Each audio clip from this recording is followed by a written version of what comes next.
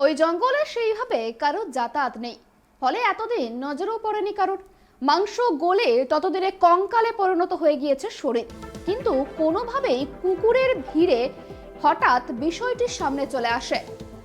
আত্মসায়ী কয়েকজন ব্যক্তি গিয়ে দেখতে পান ঝোপের মধ্যে পড়ে রয়েছে কঙ্কাল, কিন্তু মাথা কই। এপাশ ওপাশ দেখতেই চোখে পঞ্চায়েত নির্বাচনের আগে ঘিরে চাঞ্চল্য। কিলোমিটার দূরে থেকে উদ্ধার হলো কঙ্কালের মাথা। বৃহস্পতিবার রাতেই নদিয়া জেলার কল্যাণী ব্লকের সগুনা এলাকার ঘটনা। পঞ্চায়েতের আনন্দনগরের এক পরিত্যক্ত জঙ্গলের মধ্যে থেকে এক মধ্যবয়স্ক ব্যক্তির দেহ উদ্ধার করে। যদিও দেহের মুন্ডু ছিল না, দেহ থেকে 100 মিটার দূরে সেটিকে পাওয়া যায়। প্রাথমিকভাবে মনে করা হচ্ছে মুন্ডু কেটে খুন করা হয়েছে।